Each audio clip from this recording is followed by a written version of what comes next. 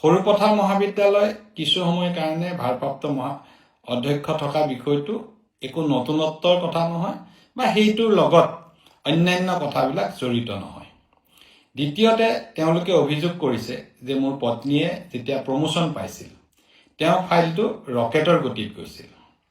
মই জনাব বিচাৰোঁ, তেওঁলোকে দৰকাৰ হ'লে আহিলে প্ৰমাণ চাব, ডাইৰেক্টৰ হায়াৰ এডুকেশ্যনলৈ গ'লে তেওঁলোকে দেখিব যে মোৰ পত্নীৰ যিটো প্ৰমোশ্যনৰ ফাইল আছিল, প্ৰমোশ্যনৰ ফাইলটো এককভাৱে নাছিল।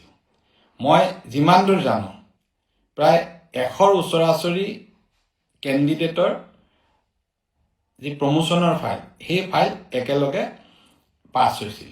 আৰু তাৰ বাবে তেওঁলোকে গুৱাহাটীত গৈ সাধাৰণতে ইয়াত এবাৰ নিজৰ কলেজত ইণ্টাৰভিউ দিলে দ্বিতীয়বাৰ ইণ্টাৰভিউ দিয়াৰ প্ৰয়োজন নাথাকে। কিন্তু মই দেখিছিলোঁ ডক্টৰ প্ৰাপ্তি ঠাকুৰে নিজৰ কলেজত ইণ্টাৰভিউ দি ইয়াৰ পৰা চিলেক্ট কৰাৰ পাছতো তেওঁলোকৰ সেই গ্ৰুপটোক সমুদায় প্ৰাৰ্থীক গুৱাহাটীত আকৌ এটা ইণ্টাৰভিউৰ বাবে নিমন্ত্ৰণ কৰিছিল। আৰু 2টা ইণ্টাৰভিউ দিয়াৰ পাছত তেওঁ এছ'চিয়েট প্ৰফেচাৰ হিচাপে নিৰ্বাচিত হৈছে।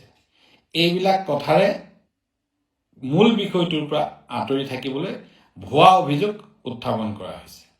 দ্বিতীয়তে, সৰুপথাৰ মহাবিদ্যালয় মইতো কেতিয়াও সভাপতি নাছিলোৱেই, যিটো তেওঁলোকে অভিযোগ কৰিছে তথ্যভিত্তিক নহয়। আৰু সভাপতিজন মই পাতি লৈছোঁ বুলি কৈছে পাছত।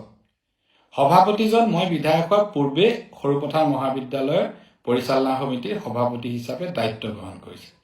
গতিকে মোৰ ওপৰত উত্থাপিত, মোৰ পত্নীৰ ওপৰত উত্থাপিত অভিযোগসমূহ কেৱল যে ভিত্তিহীন এনেকুৱাই নহয়, এই অভিযোগসমূহ তেওঁলোকৰ প্ৰতিশোধ পৰায়ণ মনোবৃত্তিৰ পৰিচায়ক।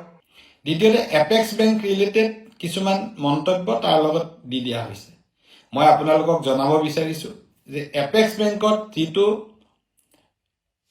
ৰাজেশ বাজাজে তাতে বেংকত কেলেংকাৰী কৰিছিল, তাৰ বাবে গোচৰটোৰ গোচৰীয়া চহী হিচাপে চহী ময়ে কৰিছিলোঁ আৰু সেই গোচৰটো এতিয়া ইডিৰ হাতত আছে।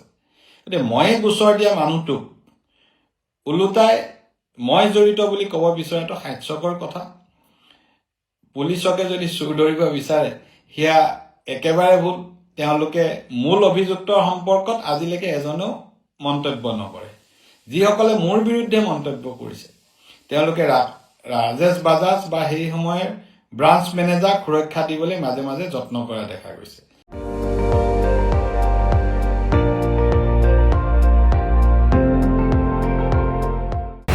আপুনি চাই আছে ND24, সৰ্বশ্ৰেষ্ঠ নহয় সৰ্বোত্তমৰ দৌৰ।